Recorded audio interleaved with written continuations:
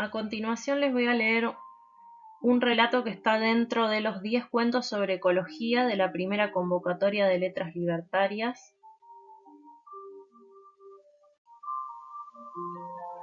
El libro nos presenta a modo de prólogo una invitación titulada La naturaleza habla, que dice así: Amigas y amigos, les invitamos a disfrutar y reflexionar junto a quienes nos otorgaron un momento de sus vidas para escribirnos de sus alegrías, temores y esperanzas. Cuentos de utopías y antiutopías, de mujeres y hombres libres que encuentran la libertad en compartir junto a otras personas. Para vivir libre es necesario el amor. Solidaridad que se da en plena conciencia y que busca atentamente en las relaciones del universo las formas más armónicas y naturales. La anarquía es para nosotros en este instante la manera del mejor vivir posible. Sean orugas que desean sus alas para volar a donde sus padres les dijeron que se encontraba el paraíso. Sea aquel niño que viendo fotografías de perros sueña con un mundo mejor, sociedades que se ocultan para vivir en comuna, cachorros que juguetean o compañeros venidos de distantes rincones que luchan contra emperadores o cazadores de ballenas. Nos dirán que es imposible, que son puro chamullo, puro cuento. Tener fe en el presente es tener certeza en aquello que aunque no se puede ver sentimos, pues no esperamos futuros, sino deseamos y construimos en el presente. Cuidar el planeta, frase teñida de capitalismo cuando se suman conceptos como recursos y beneficios, no le encontrarás más bien esta otra, más sabia, incrustada en el espíritu de cada cuento. Somos la naturaleza formando conciencia de sí misma. Por estas y otras tantas razones que descubriremos gozando juntos estos relatos, te invitamos nuevamente a leer este pequeño libro, muestra de cariño por la Madre Tierra. Salud y libertad, juego y alegría.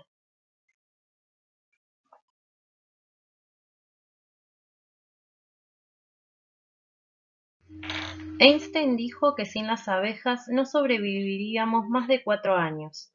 Ahora ya no hay abejas, ya no hay nada más sobre la tierra, salvo un insípido vacío de árida piedra percutida de polvo y cenizas que se extendían hasta perderse en el horizonte opaco. Los edificios se alzaban como monolitos, se erguían despedazados casi hasta tocar los cielos eternamente negros, congelados en un crepúsculo triste.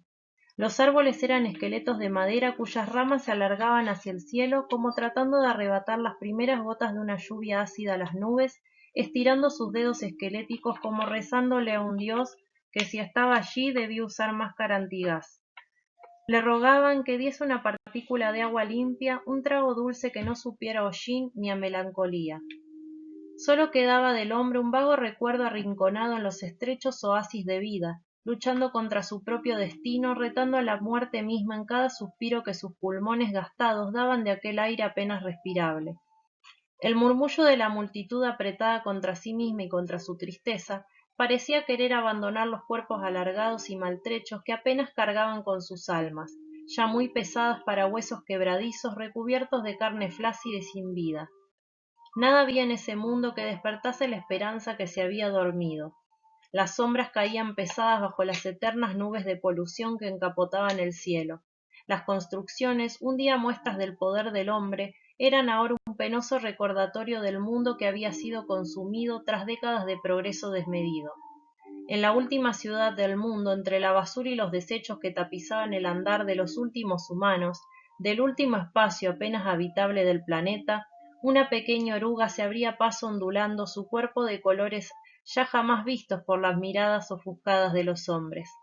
Pasó por entre una lata de cerveza casi oxidada, se arrastró entre el resto de una bolsa de comida rápida y rodeó un viejo televisor mientras buscaba un lugar seguro donde posarse, pues había llegado aquel día tan esperado con que todas las orugas sueñan ansiosas desde que son pequeñas larvas, el día en que inician un peregrinaje casi sagrado, milenario, podría decirse hasta mágico, para comenzar uno de los actos más extraordinarios de la ya extinta naturaleza, esa naturaleza verde remitida a recuerdos.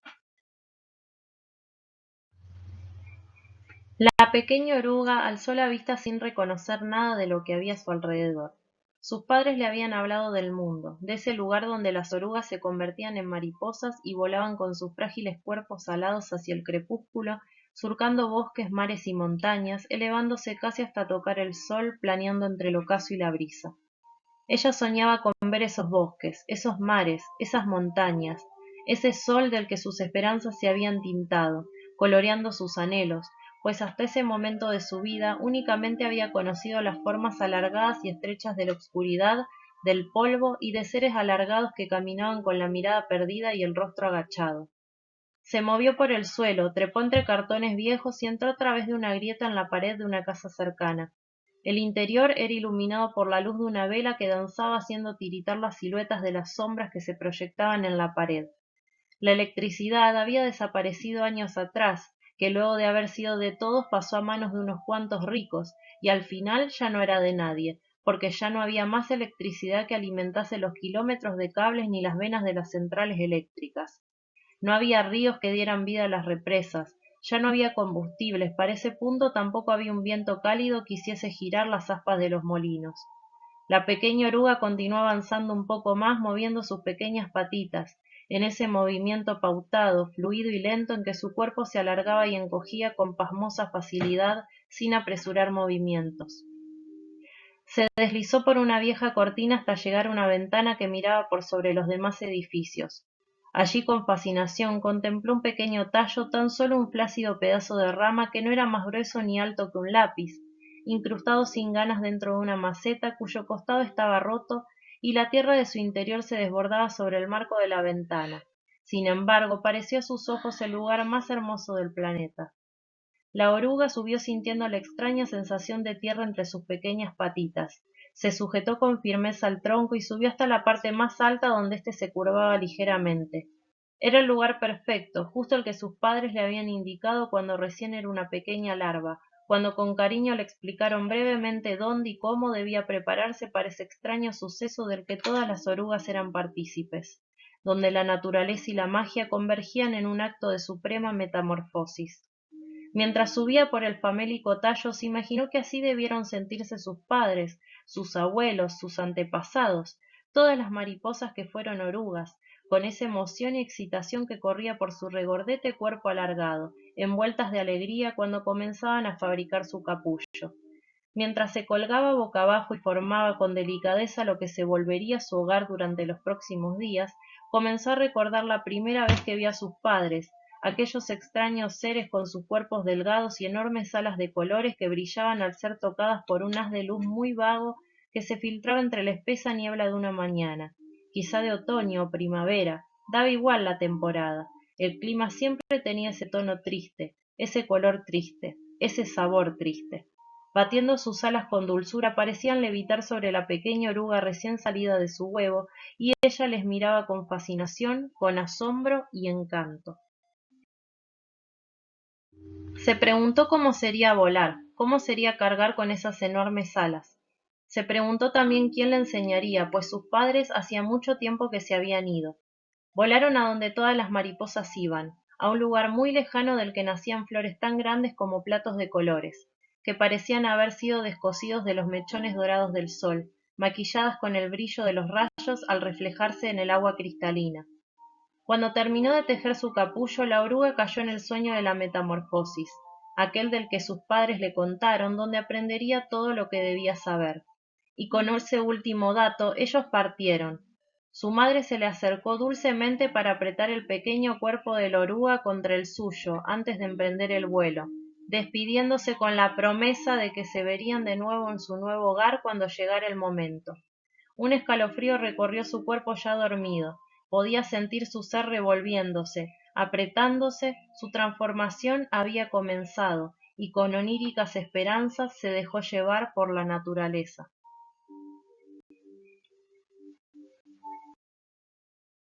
El mundo humano había empezado su propia metamorfosis, una hacia el caos y la extinción. Las primeras horas del amanecer del primer día, luego de que la oruga empezase su transformación, la crisis de alimento alcanzó su punto máximo y estalló como una bomba que nada pudo detener. La gente en las calles de la última ciudad del mundo se arremolinó contra las tiendas de suministros, lanzaron piedras, se golpearon con los puños, se empujaron unos contra otros, convirtieron en armas todo cuanto tenían a su alcance. Incluso un hombre, solo vestido con unos pantalones raídos, empuñaba un fémur humano a modo de garrote con el que lanzaba feroces golpes hasta que una botella de una conocida marca de refrescos explotó en cientos de pedazos al chocar estruendosamente contra su cráneo, que pareció romperse también. Al mismo tiempo, la oruga soñaba con la brisa perfumada de la primavera, soñaba que volaba entre los árboles de un bosque y tocaba las nubes, unas nubes blancas y esponjosas como algodones en las cuales se podía dormir bajo la mirada de las estrellas. Soñaba que una ardilla correteaba por las ramas de un abeto, que un venadillo saltaba por entre los arbustos. Vio inclusive una mamá oso con el ocesno moviéndose por aquel bosque mientras los rayos del sol se filtraban como hilos de dorado ámbar por entre las copas de los árboles.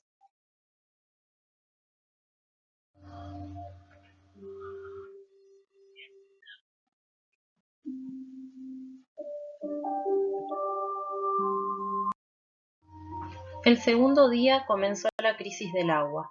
La gente sedienta de violencia casi tanto como de aquel líquido ya extinto de los ríos, lagos y bebederos, convirtió edificios enteros, botes de basura, autos que desde hacía décadas no funcionaban, en hogueras de metal derretido e inclusive algunas personas se volvieron piras vivientes que corrían por las calles. El aire se volvió aún más insípido, haciendo que los más viejos o aquellos que estuviesen enfermos muriesen sofocados al caer la tarde de aquel segundo día. La oruga soñó que bebía las gotas de rocío del pétalo de una flor, y soñó con uno de aquellos seres que veía andar con la mirada perdida y el rostro agachado, tomando esa flor y colocándola en los mechones castaños de una joven que con delicadeza pegaba su rostro al de él, uniendo sus labios en los que oyó ellos llamaban beso, y la oruga se preguntó entre sueños si las mariposas podrían besar.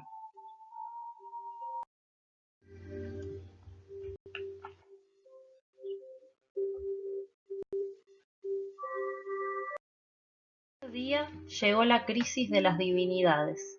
Cada uno con su religión, con su propio Dios, empezó a orar, poniéndose a cuentas más con su Creador y su inevitable destino. El mediodía se pintó de oraciones en todos los idiomas, en todas las formas. Cantos, ruegos, letanías, súplicas y llantos se elevaban como el rugido de las explosiones cercanas, detonaciones que pronto comenzaron a repetirse una tras otra, armas que soltaban sus gritos atravesando las flácidas carnes de quienes se habían resignado y perdido la fe, o de aquellos que quisieron adelantar su camino al más allá. Esa tarde, antes de que la noche llegase, la oruga soñó con el canto de las aves, con el melodioso tintineo del gorrión, el armónico silbido del ruiseñor y el terso canturriar del escenario que enamoraban al sol y la luna en las noches de verano de las praderas. La oruga quiso aprender sus canciones, quiso cantar con ellas y bailar mecida por la brisa hasta que el sol dormitase en el horizonte. Soñó que de mariposa se convertía en ave, en una hermosa ave de colores radiantes que brillaban al ser acariciados por la luz de la luna.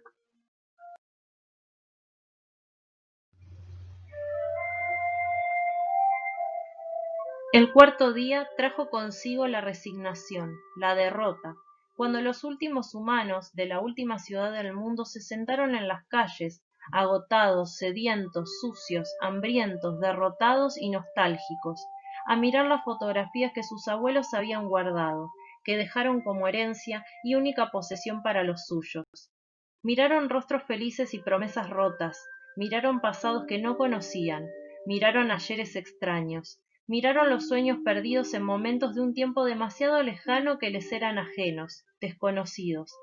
Abrazaron esos recuerdos alquilados para tener algo con qué partir, y antes de caer la noche algunos los compartieron entre sí. Se prestaron sus recuerdos y aceptaron otros que un extraño les brindaba con la intención de ya no sentirse tan solos, tan abandonados. Por primera vez el hombre fue uno consigo mismo, con su pasado, con su semejante.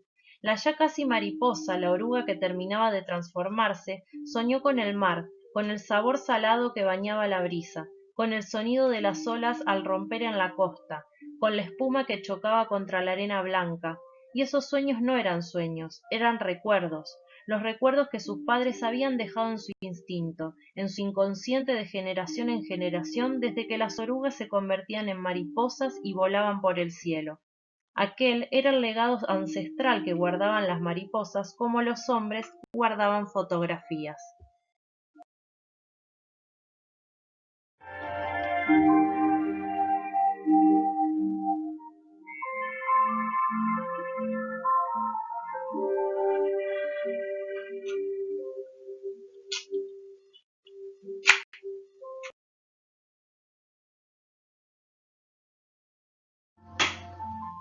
Al quinto día, a la hora en que el antiguo mundo estaba más despierto, cuando el tráfico llenaba las calles de congestionamientos y claxones maldicientes, enfurecidos, en que las fábricas sonaban el final de la jornada como un suspiro de alivio para el trabajador cansado de un turno de 10 horas, cuando los niños salían de la escuela con la prisa de quienes huyen de un incendio, y cuando el mundo tenía colores que pintaban la tarde y la mañana de algo más que gris y oscuro, la última ciudad del mundo quedó en silencio, completamente silenciada, como si todo hubiera desaparecido en un instante.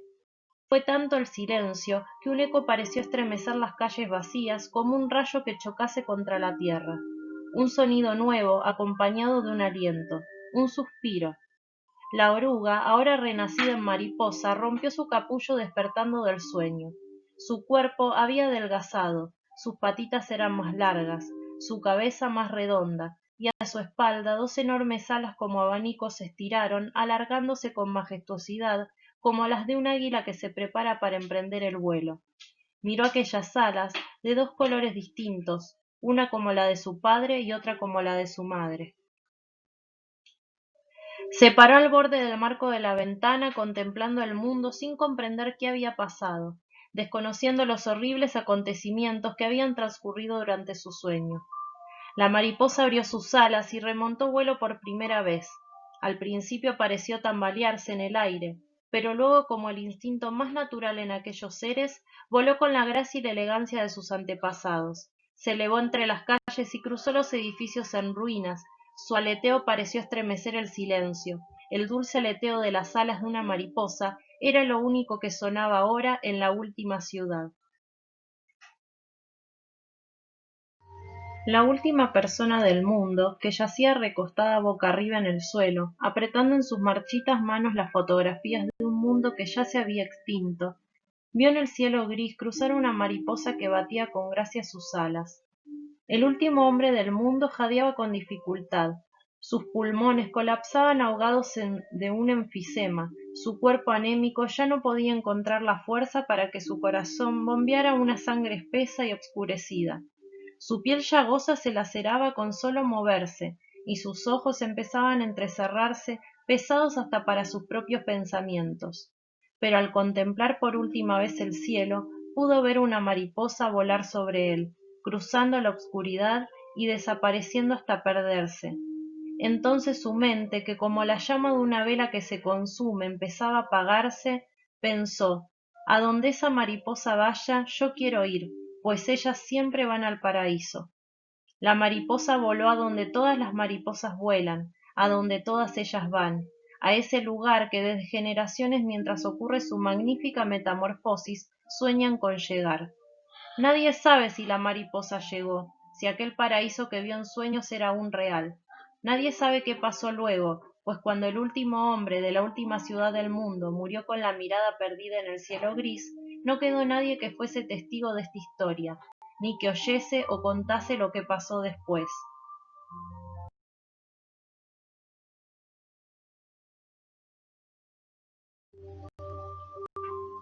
A ti, que leas estas mis palabras, te escribo para que sepas que existe una belleza no escondida, sino que está en la mirada más triste de un alma rota, y en la sonrisa más dulce en la que he encontrado el consuelo de los días más oscuros que han opacado el calendario de mi vida.